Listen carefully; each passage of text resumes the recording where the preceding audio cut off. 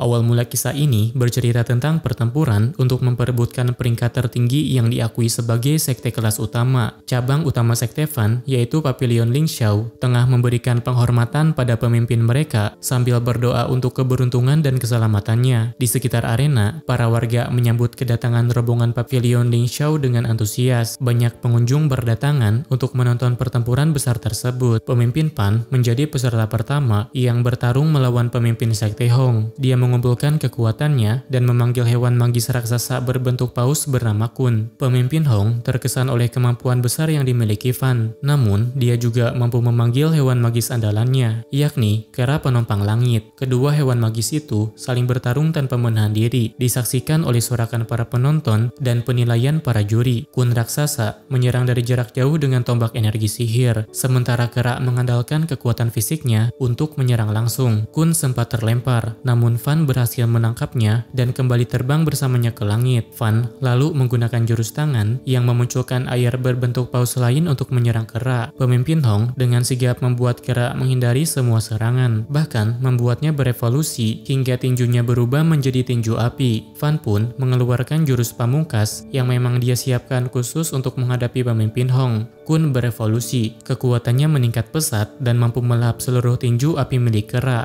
Pertempuran mereka mengguncang langit hingga Kun berhasil mengalahkan kera penopang langit. Namun, kemenangan itu tak berlangsung lama. Kun yang telah berevolusi berubah menjadi makhluk yang tidak bisa dikendalikan. Fan berusaha membatalkan pemanggilannya, tetapi justru dilahap oleh Kun raksasa tersebut. Di dalam kegelapan, Fan melihat kilas hidupnya, yaitu saat pertama kali bertemu Kun bernama Xiao Nian. Selain itu, dia juga mengingat kenangan bersama teman-temannya yang menemaninya hingga dia mencapai puncak kejayaan. Namun, satu persatu, semua kebahagiaannya hancur. Dia teringat seseorang yang pernah memberinya gulungan kitab kuno terlarang, memungkinkan dirinya merebut tubuh orang lain yang mati setahun setelah kematian dirinya. Dengan cara itu, Fan secara tidak langsung melanjutkan hidupnya yang seharusnya telah berakhir. Dia terbangun di tengah hutan, lalu mencari air. Ketika melihat pantulan dirinya di sungai, wajah itu bukan lagi wajah pemimpin Fan. Tak lama kemudian, dia ditangkap oleh para pengawal dari kediaman Bai. Saat di penjara, dia mencoba memanggil hewan magis. Namun, yang muncul hanya roh lemah, seekor anjing kecil yang hanya bisa berputar-putar dan kencing sembarangan, serta siluman sulur yang bisa mengikat benda di sekitarnya. Pengawal datang dan membawanya menghadap Nona Bai. Nona Bai memanggilnya Liu Fangmang. Rupanya, tubuh yang kini dirasuki Fan adalah milik pria bernama Liu Fangmang, seorang yang pernah mencoba meracuni Nona Bai demi menidurinya. Nona Bai tak ingin Liu mati begitu saja. Hukuman yang pantas menurutnya adalah pengurungan abadi di kediaman Bai sebagai budaknya untuk disiksa seumur hidup. Liu Fangmang berdalih bahwa dia hanyalah anak manja yang tak bisa melayani siapapun. Dia pun perlahan mundur mencoba kabur, tapi Nona Bai tidak membiarkannya pergi. Dia memanggil hewan magisnya, seekor ular putih pijar, besar dan juga kuat. Di sisi lain, Liu hanya memiliki anjing kecil dan siluman sulur yang tampak lemah. Pertarungan antara mereka pun dimulai. Meskipun kecil, anjing Liu mampu berlari dengan kecepatan tinggi, sulit diikuti oleh ular putih lawannya. Siluman sulur menegangkan tubuhnya menjadi ketapel hidup.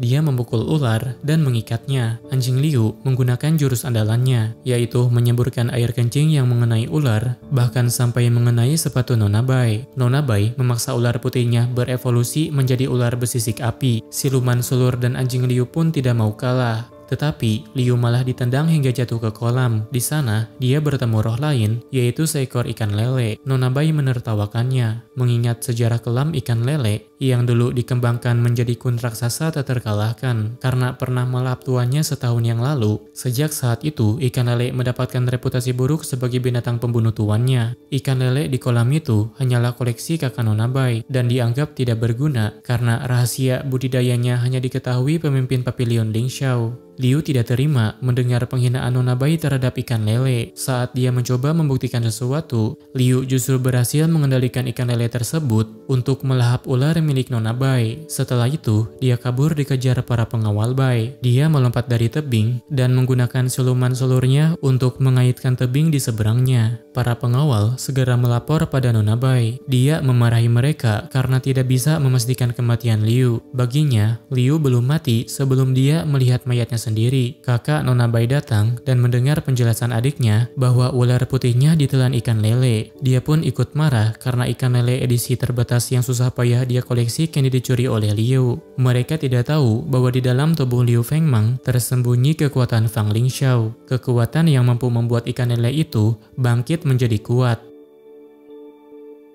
Liu mendatangi toko hewan magis dengan tujuan membeli hewan bertipe kecepatan. Dia mencoba menggunakan nama Papilion Lingxiao dan menunjukkan kata sandi rahasia agar bisa melakukan pembelian khusus. Namun, pemilik toko menjelaskan bahwa menurut catatan sejarah, Sekte Papilion Lingxiao telah dibubarkan sejak tahun lalu. Akibatnya, Liu hanya diperbolehkan membeli hewan termurah, yaitu seekor babi yang sulit dikendalikan. Tak menyerah, Liu pergi ke tempat perawatan hewan magis dan membeli gelembung air pelindung yang mampu mengonversi energi. Saat itu, ada pelanggan lain yang juga menginginkan gulungan artefak yang sama. Awalnya, mereka sempat berselisih, tetapi ketika pelanggan itu mengenali wajah Liu, keduanya akhirnya makan bersama sebagai teman lama. Teman Liu kemudian menantangnya untuk minum-minum. Dengan taruhan siapa yang menang boleh mengambil gulungan tersebut. Di kehidupan sebelumnya, Fan dikenal tidak kuat minum alkohol, tapi kali ini tubuh Liu Fengmeng ternyata seorang peminum ulung. Temannya pun tumbang dan Liu mengambil gulungan tersebut. Dia juga membebaskan seorang anak kecil yang dibawa temannya sebagai budak sebelum pergi meninggalkan tempat itu dan menuju Papilion Lingxiao. Sementara itu, keadaan Papilion Lingxiao sedang genting. Sekelompok geng jahat bernama Geng Jumpa datang menyerang dan mereka mengosongkan Papilion untuk dijadikan markas. Duan Yu maju melawan dengan hewan magis miliknya, yaitu kucing bayangan yang mengandalkan kelincahan dan kecepatan dalam menyerang. Namun, Geng Jumpa menggunakan cara yang licik. Mereka melepaskan tanduk kumbang terbang yang menyerang para anggota terluka. Kucing bayangan berusaha melindungi Nonagu, tetapi secara tiba-tiba seekor kadal muncul dan menggigitnya dari belakang. Akibatnya, kucing bayangan pun mati. Liu yang baru tiba di depan gerbang menyaksikan semuanya. Dia teringat pada masa lalu. Dahulu, Duan menemukan kucing bayangan itu dan menyerahkannya pada Fan. Namun, Fan tahu bahwa Duan sangat menyayangi kucing hitam itu, sehingga dia memilih mengembalikannya. Sejak saat itu, Duan merawatnya hingga menjadi hewan magis yang kuat. Kini, kematiannya membuat Duan benar-benar hancur. Tanpa sadar, Nonagu melihat bayangan Fang Lingxiao dari dalam diri Liu. Anjing Liu menghadang semua serangan kadal. Semburan air kencing mengenai kadal itu. Makhluk itu melemah setelah terkena air kencing tersebut, lalu mati dengan satu tendangan. Anak buah Geng Jupan segera memanggil hewan magis mereka untuk menyerang. Liu berlari keluar gerbang dengan diikuti oleh para hewan magis itu.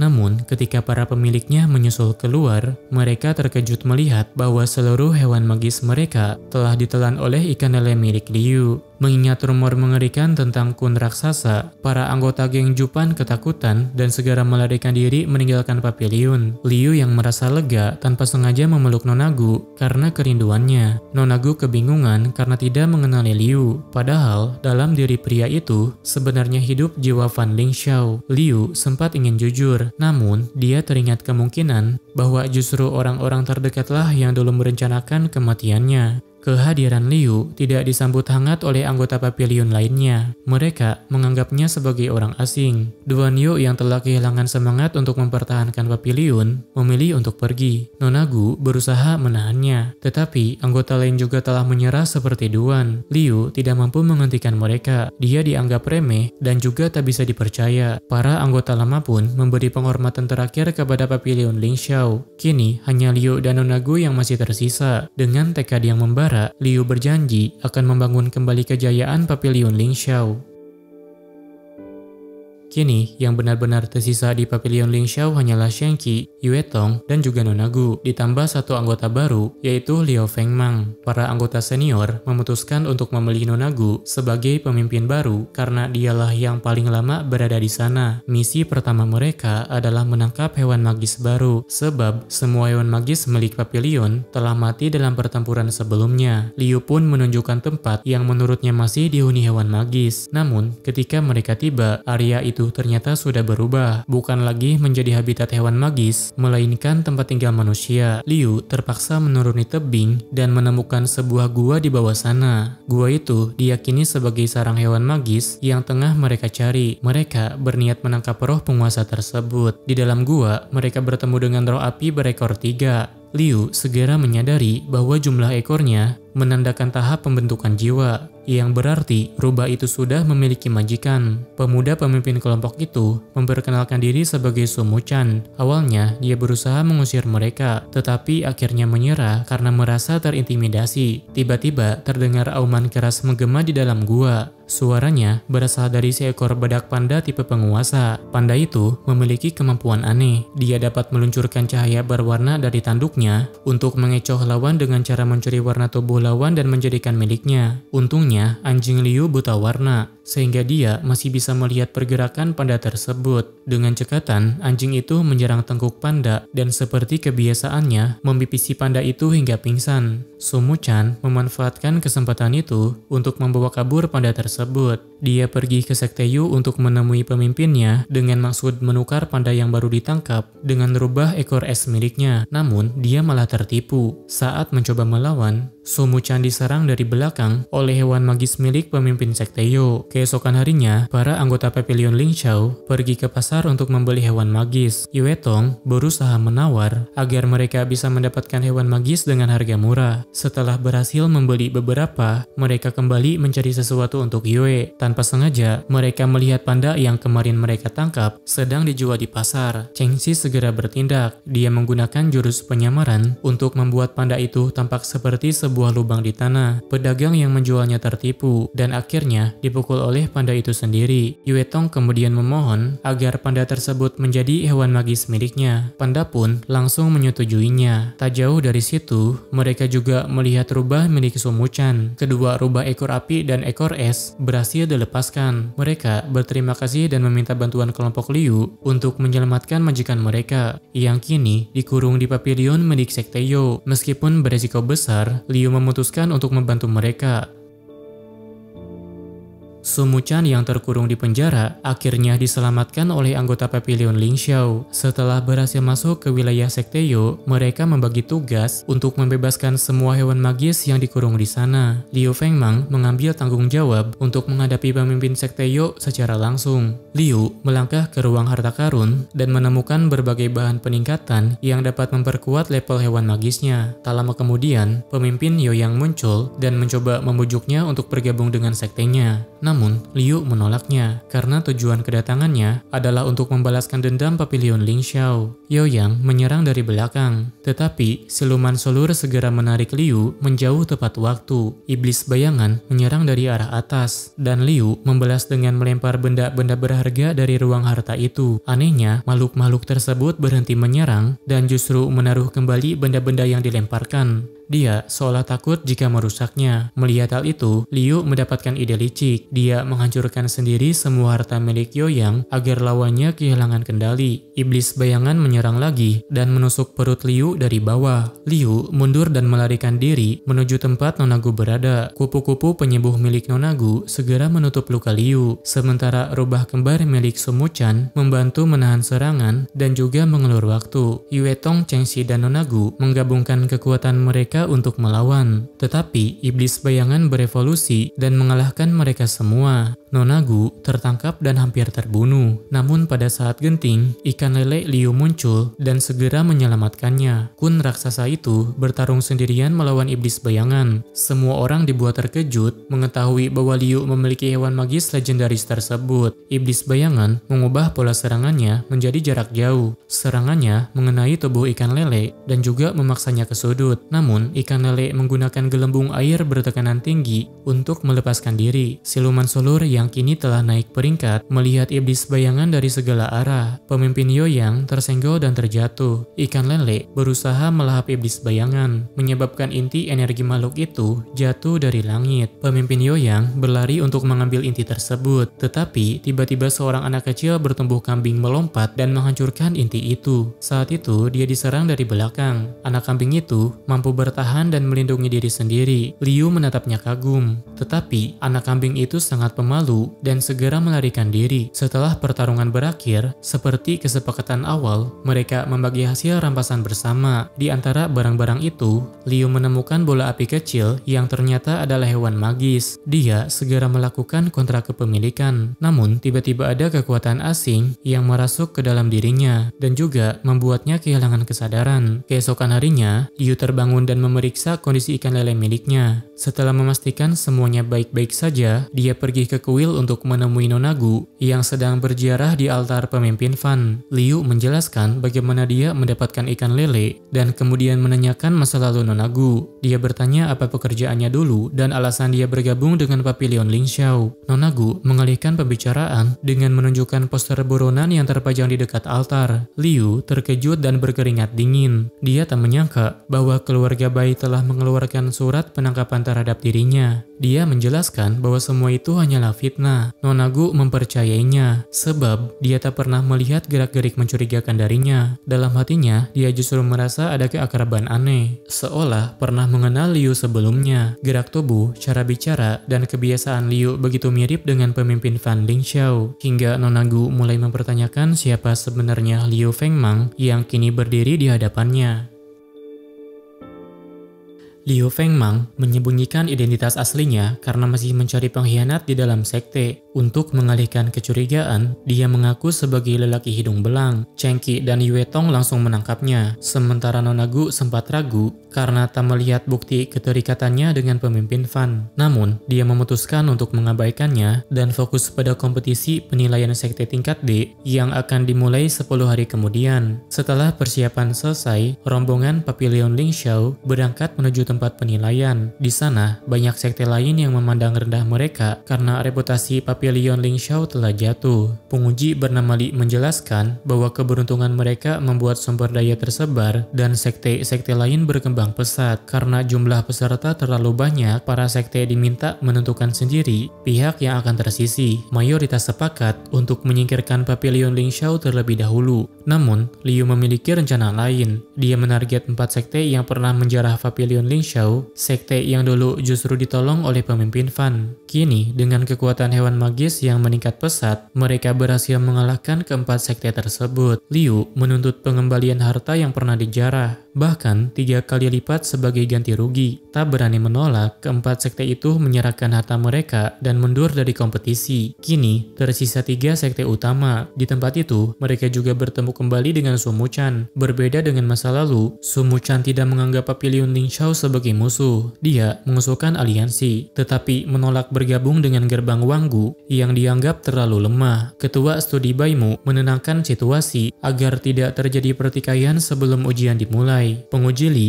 kemudian memimpin para peserta menuju palu penilaian. Di sana, mereka dipasangkan gelang hewan magis yang berfungsi mendeteksi kondisi tubuh dan memberi perlindungan jika peserta menyerah atau terluka parah. Pemimpin ujian kali ini adalah Bai Tanshu, kakak Nona Bai Liansu dari keluarga Bai yang berpengaruh. Ujian dimulai dengan kejutan besar. Pulau tempat mereka berdiri ternyata adalah seekor kura-kura raksasa yang mulai bangkit ke permukaan. Para penguji menyalurkan kekuatan mereka ke dalam formasi besar untuk mengaktifkan sistem uji coba. Bola-bola cahaya tersebar ke seluruh arena, masing-masing berisi spora poin yang harus dikumpulkan peserta. Dari total 500 poin, siapapun yang mencapai 300 lebih dulu akan melanjutkan ke tahap kedua. Pada awalnya, spora poin mudah ditemukan, tetapi perlahan menghilang karena tim-tim lain mulai mengumpulkannya. Liu menginstruksikan anggota Papilion Lingxiao untuk berpencar. Selain berpencar, mereka juga menargetkan minimal 20 poin untuk per orang. Di sisi lain, Nonagu terjebak dalam bahaya ketika 2 pria mencoba merampas poin yang telah dia kumpulkan. Saat situasi hampir berakhir buruk, Duan Yu muncul tepat waktu, menghalangi mereka dan menyelamatkan Nonagu dari serangan.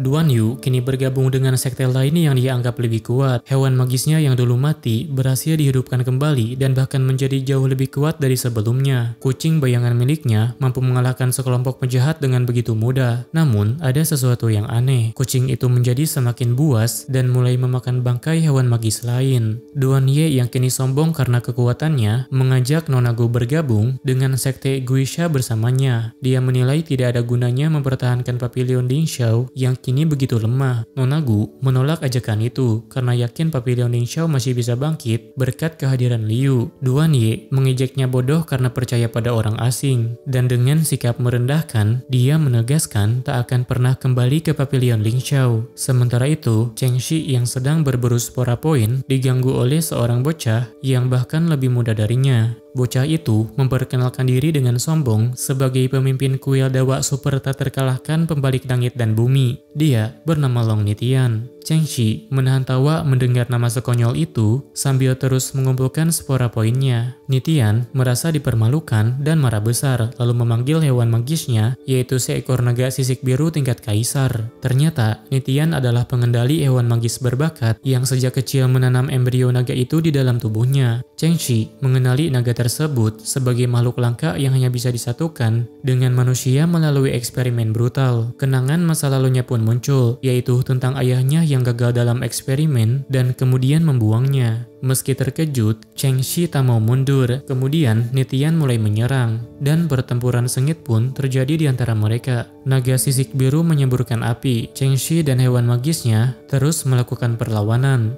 Namun kekuatan mereka tertinggal jauh. Nitian memusatkan energi pada tubuhnya dan berhasil menghantam Cheng Shi hingga terhempas. Duri merah masih mencoba bangkit, tapi Nitian kembali memukulnya hingga terjatuh. Saat Nitian hendak melancarkan serangan terakhir, sosok pria paruh baya yang merupakan ayah Nitian muncul. Dia memarahi anaknya karena bertindak berlebihan dengan memanggil naga sisik biru hanya demi memperebutkan spora poin. Nitian membela diri, mengatakan bahwa Cheng Shi telah menghina dan merebut spora yang dia temukan. Ayahnya kemudian mencoba menakuti Cheng Shi dan menuntut spora itu dikembalikan. Namun, Cheng Shi menolak menyerahkan satupun poin. Dia akan mempertahankannya bahkan jika harus mati. Nitian malah menertawakan ayahnya karena dianggap tidak cukup menakutkan, meninggalkan Cheng Shi yang masih berdiri dengan sisa tenaganya. Melihat interaksi ayah dan anak itu, Cheng Shi langsung terdiam. Dia tak pernah merasakan kasih sayang seperti itu. Dalam hatinya, dia merasa iri sekaligus termotivasi. Sebelum Nitian pergi terlalu jauh, Cheng Shi memanggilnya dan berjanji akan menantangnya lagi suatu hari nanti.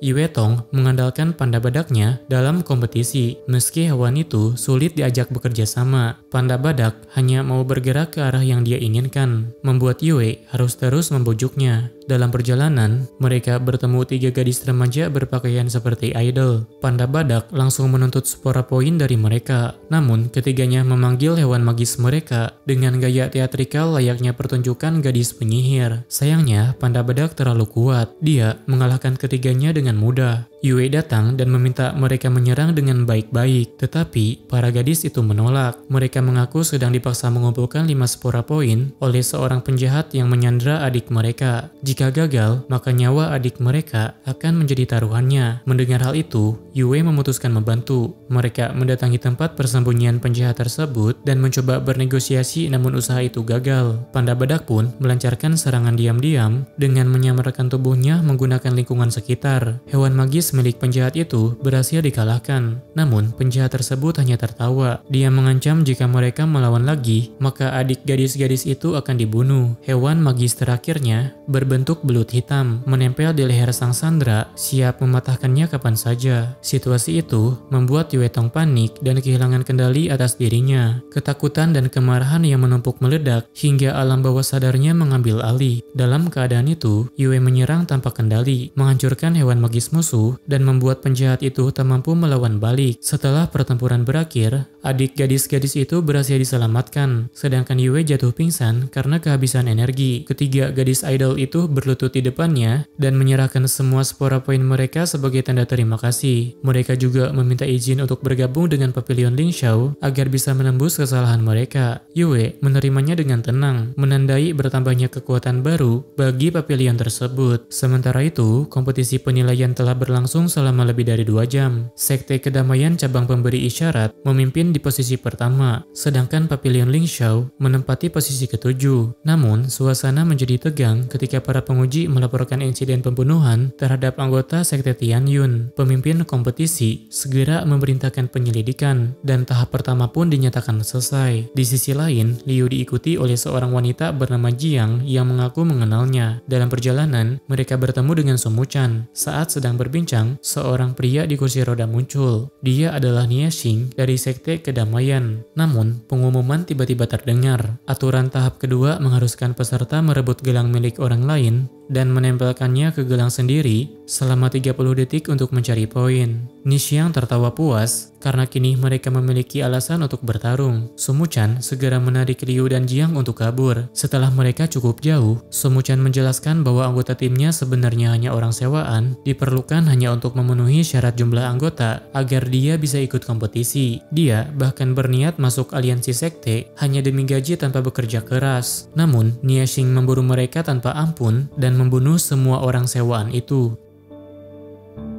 Anggota Papilion Lingxiao akhirnya berkumpul kembali. Mereka kini bergabung dengan Sumuchan dan Jin Xiang yang memutuskan ikut bersama mereka. Nona Gu datang paling akhir, membawa kabar bahwa dia bertemu dengan Duan Ye dan menceritakan kejadian yang dialaminya. Karena aturan tahap kedua terlalu bahaya untuk bertindak sendiri, Liu menyarankan agar mereka mencari poin bersama. Dia berencana merebut poin tanpa melukai peserta lain. Mereka pun memasang jebakan dengan meletakkan 3 spora poin di tanah. Begitu mangsa terpancing, hewan-hewan magis bertarung dengan sengit. 2 pria bertato terjebak dalam perangkap itu dan langsung kalah, lalu dibuat pingsan menggunakan urin pembius. Papilion Lingxiao berhasil memperoleh 9 poin, namun Sumuchan menuntut bagian. Hal ini tentu saja memicu perdebatan di antara mereka. Saat suasana memanas, Jiang tiba-tiba disandra oleh anggota sekte Gu sesat, kelompok yang sebelumnya dikalahkan Yue Tong. Jiang berusaha menjelaskan bahwa dia tidak satu sekte dengan Papilion Lingxiao. Namun, para penjahat itu tahu mereka saling mengenal. Untuk menyelamatkannya, Nona Gu dan Liu menyerahkan 2 gelang berisi 9 poin sebagai tebusan. Tapi dengan syarat, Jiang harus dilepaskan. Sekte sesat menyetujuinya, tapi berencana melepaskannya setelah menjauh dari kelompok Liu. Jiang lalu melaksanakan rencana liciknya. Dia memanggil hewan magisnya wanita rubah untuk menggoda pemimpin sekte sesat. Melalui prosesnya, rubah itu membuat sang pemimpin menuruti perintah Jiang. Jiang kemudian berpura-pura menyerah. Karena menyerang peserta yang telah menyerah merupakan pelanggaran berat, maka sekte Gu sesat pun langsung dieliminasi. Liu lega melihat Jiang selamat, sementara Jiang dengan senang hati menyerahkan gelangnya kepada tim. Semua anggota Papilion Lingxiao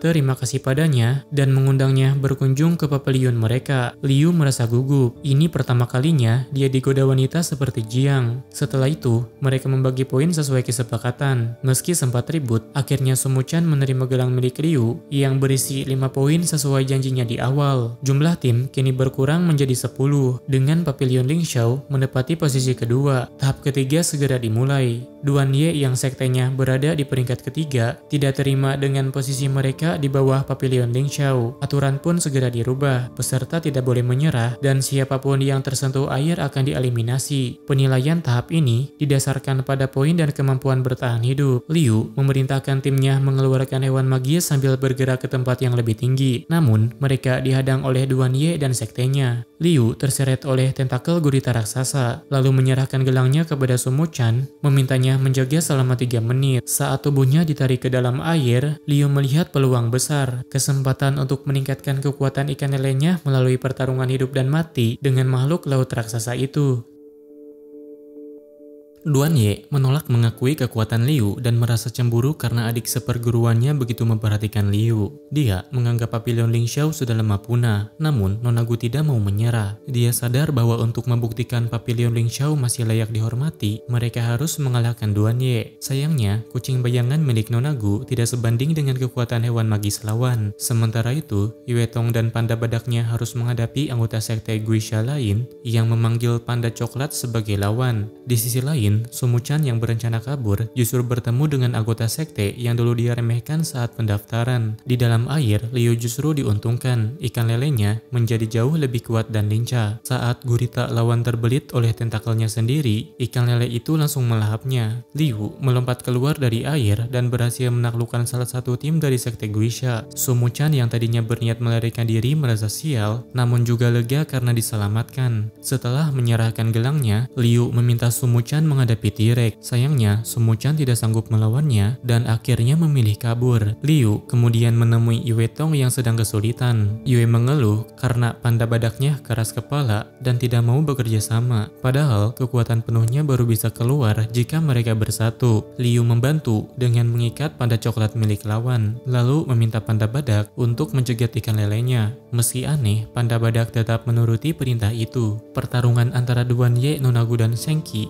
tampak berat sebelah. Liu datang dengan ikan lelenya yang telah dicat dan berpura-pura bahwa itu adalah makhluk gabungan antara ikan dan burung. Duan Ye dibuat murka, menuduh Liu meniru pemimpin Fan dengan cara yang memalukan dan tidak pantas mengatasnamakan Pavilion Lingxiao. Liu yang sebenarnya adalah pemimpin Fan Lingxiao itu sendiri menduga bahwa Duan Ye adalah orang yang menyebabkan kehancuran pavilionnya di masa lalu. Liu kemudian meminta Cheng Xi membantu Sumuchan. Dengan keahliannya, Cheng Xi segera menemukan posisi T-Rex dan menembakinya hingga pria itu muncul. Pria botak yang ketakutan melempar gelangnya lalu kabur. Cheng Xi pun mengusulkan agar mereka menggabungkan kekuatan. Serangan duri yang dikombinasikan dengan api dan es akhirnya berhasil menembus pertahanan T-Rex. T-Rex meraung keras, mengeluarkan efek ketakutan bagi hewan magis di sekitarnya. Saat hendak menyerang balik, Long Nitan tiba-tiba muncul dan menonjok T-Rex hingga pingsan. Kekuatannya jauh melampaui pengguna hewan magis biasa. Namun ternyata Nitan bukan datang untuk menolong. Dia hanya tertarik pada gelang yang tergeletak di tanah. Pertarungan baru pun terjadi saat mereka berebut gelang tersebut. Sementara itu, Yue Tong masih kesulitan mengendalikan panda badaknya. Hewan itu menyerang tanpa memperhatikan perintahnya. Yue mengingat pesan Liu, yaitu panda badak hanya mau tunduk pada sosok yang lebih kuat. Dia mencoba berbicara baik-baik, tapi tetap tidak digubris. Akhirnya, Yue mengancam akan marah besar jika panda tetap membangkang. Panda pun teringat bagaimana Yue pernah menghancurkan musuh hanya dengan satu pukulan. Karena takut, dia akhirnya patuh. Yue memusatkan seluruh energinya dan berhasil mengendalikan panda badak sepenuhnya. Dengan kekuatan gabungan mereka, Yue Tong mampu memukul mundur sekte Guisha dan juga membalikan keadaan.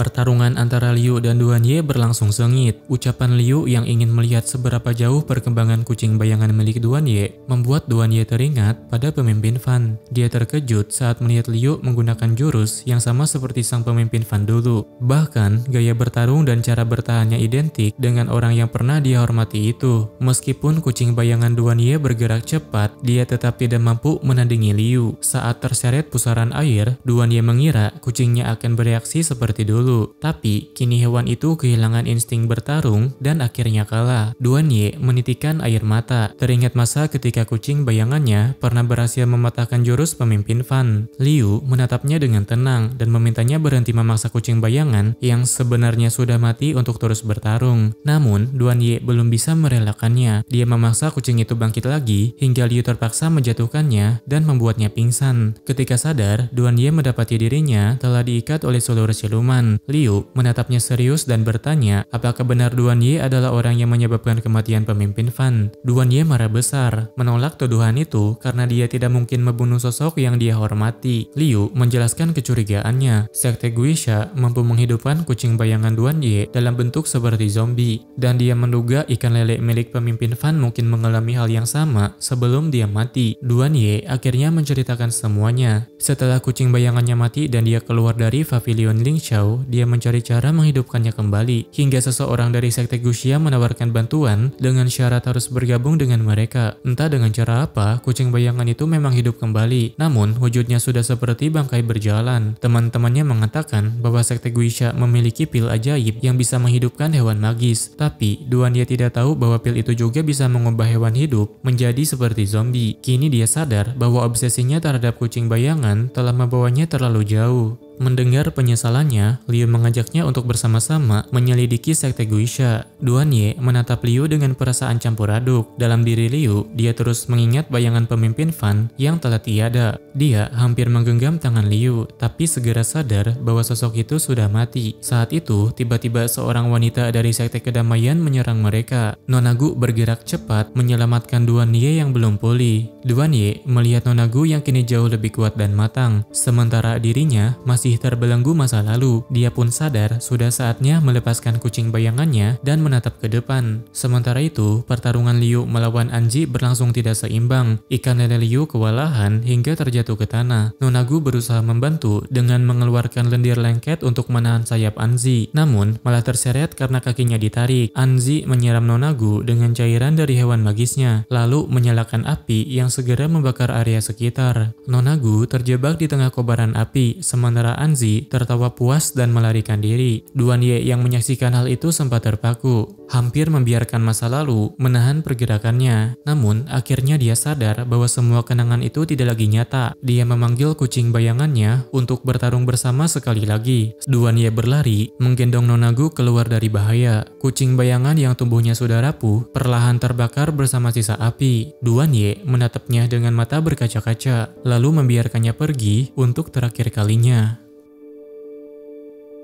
Kompetisi akhirnya memasuki tahap akhir, menyisikan 6 sekte terkuat. Di antara mereka, sekte kedamaian menjadi ancaman utama karena berisi orang-orang berbahaya yang berkumpul di satu titik. Seorang pria bertudung hitam memberi perintah kepada bawahannya untuk membersihkan arena, yang berarti mengalahkan semua peserta tersisa. Pertarungan besar pun pecah. Kakek Nishiang berhadapan dengan Sumuchan dan Chengqi, sementara Seng Liu yang memiliki tangan raksasa milik monster bertarung melawan Niwetong. Dari kejauhan, Nitian dan ayahnya mengamati pertempuran. Ayahnya melarang Nitian ikut campur karena cadangan energi anaknya sudah habis dan peluang menang tampak kecil. Namun, Nitian bersikeras membantu Chengxi. Melihat tekad anaknya, sang ayah akhirnya mengizinkannya. Dengan satu syarat, dia harus berhati-hati. Nitian pun memanggil naga sisik biru miliknya dan menyerang Nishiang untuk membantu Chengxi. Chengxi merasa lega melihat kedatangan temannya. Sayangnya, naga Nitian tidak cukup kuat menghadapi Nishiang sendirian. Untuk memperkuat diri, Nitian meminjam energi dari naga itu sebanyak 10 poin dan melancarkan serangan keras yang berhasil membuat Xiang terpukul mundur. Namun, serangan itu belum cukup. Dia meminjam lagi 10